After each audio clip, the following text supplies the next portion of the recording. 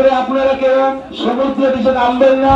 একটি ভয়াবহ ঘূর্ণিঝড় ধেয়ে আসছে, যে কোনো মুহূর্তে দীঘা বঙ্গোপসাগরে আছড়ে পড়তে পারে। ধেয়ে আসছে ঘূর্ণিঝড় মিথিলি। ঝড় এগোচ্ছে উত্তর ও উত্তর পূর্ব দিকে, উড়িষ্যা উপকূল বরাবর এগোবে বাংলাদেশের দিকে। আবহাওয়া দপ্তরের পূর্বাভাস, শনিবার সকালে বাংলাদেশের খেপুপাড়া ও মংলার মধ্যে স্থলভাগে আছড়ে পড়বে মিথিলি। নিম্নচাপ ও ঘূর্ণিঝড়ের জোড়া ফলায় দুর্যোগের ভ্রুকুটি দক্ষিণ 24 পরগনা জুড়ে। সকাল থেকে আকাশের মুখ ভার, দফায় দফায় বৃষ্টি নামে কাকদ্বীপ নামখানায়। বৃষ্টির পাশাপাশি সকাল থেকে বইছে দমকা হাওয়া। সাধারণ মানুষকে সতর্ক করার জন্য প্রচার চালাচ্ছে প্রশাসন। জলের কাছাকাছি থাকবেন না, যে কোনো মুহূর্তে বিপদ ঘটতে পারে। আবহাওয়া দপ্তরের পূর্বাভাসে বলা হয়েছে, শনিবার উত্তর ও দক্ষিণ 24 পরগনা এবং পূর্ব মেদিনীপুর জেলার উপকূলবর্তী এলাকায় 50 থেকে 70 কিলোমিটার বেগে দমকা ঝোড়ো হাওয়া বইবে। ভারী বৃষ্টি হতে পারে উত্তর ও দক্ষিণ 24 পরগনায়। দুই জেলাতেই জারি হয়েছে হলুদ সতর্কতা। কলকাতা, হাওড়া, হুগলি, পূর্ব ও পশ্চিম মেদিনীপুর, পূর্ব বর্ধমান, নদিয়া ও মুর্শিদাবাদে কোথাও হালকা, কোথাও মাঝারি বৃষ্টির সম্ভাবনা।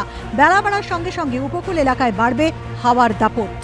দুটো ওয়ার্নিং থাকছে। একটা হচ্ছে ফিশারম্যান, যেটা অনেক দিন ধরেই বলা হচ্ছে, তাদের 18 তারিখ অবধি বলা হয়েছিল 18 তারিখ সকাল অবধি মাছ ধরতে যাবে না। আর দ্বিতীয় যেটা হচ্ছে একদম কোস্টাল বাংলাদেশ লাগোয়া যে সুন্দরবনের যে অঞ্চল আমাদের কোস্টাল, সেখানে আজকে রাতে অবধি যে হাওয়া। এছাড়া কিন্তু কোথাও কোনো ওয়ার্নিং এই সিস্টেম থেকে আমাদের নেই। দীঘা বকখালিতে পর্যটকদের সমুদ্র স্নানের নিষেধাজ্ঞা জারি করা হয়েছে। আপনারা দয়া করে কেউ সমুদ্রে নামবেন না।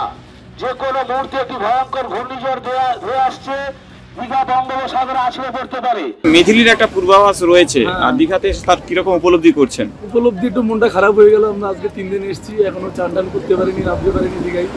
এখন শুনছি আজকে একটু হাই অ্যালার্টের মধ্যে আছে, হয়তো আজকেও নামতে পারবো বলে মনে হচ্ছে না, কালকে চলে যেতে, এটাই মন খারাপ লাগছে। সমুদ্র উত্তাল থাকায় শুক্র ও শনিবার মৎস্যজীবীদের জন্য সমুদ্র যাত্রায় জারি করা হয়েছে নিষেধাজ্ঞা। মৎস্য দপ্তর থেকে আমাদের আপডেট দেওয়া হচ্ছে যে 18 তারিখ পর্যন্ত সমুদ্র উত্তাল থাকবে এবং 18 তারিখ পর্যন্ত যাতে আমাদের সমুদ্রে কোনো মৎস্যজীবী না মাছ ধরতে যায়। আমরাও সেই মতো আমাদের সমস্ত মৎস্যজীবীদেরকে ডেকে নিয়েছি এবং তারা নিরাপদ স্থানেই রয়েছে। প্রশাসনের তরফে বেহাল নদী ও সমুদ্র বাঁধগুলির ওপর নজর রাখা হচ্ছে। ব্লক অফিস ও পঞ্চায়েতগুলির পাশাপাশি সতর্ক থাকতে বলা হয়েছে সেচ দফতরের আধিকারিকদের। দক্ষিণ 24 পরগনার ঝড়খালিতে দমকা হাওয়ায় পড়ে গিয়েছে বিস্তীর্ণ এলাকার জমির ধান গাছ। ব্যাপক ক্ষতির আশঙ্কা করছেন কৃষকরা। উপকূলবর্তী এলাকার মানুষকে নিরাপদ আশ্রয়ে সরানো হয়েছে। সতর্ক রয়েছে প্রশাসন।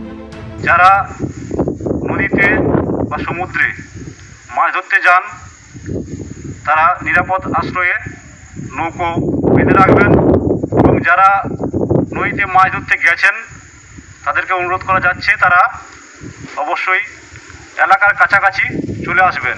এই ঝড়ের নাম দিয়েছে মলদ্বীপ। মিথিলি শব্দের অর্থ বিশাল গাছ। মিথিলির পরের নামটি মায়ানমারের দেওয়া মিগজাউম। তারপর আসবে ওমানের নাম দেওয়া ঝড় রেমাল। এবিপি আনন্দ।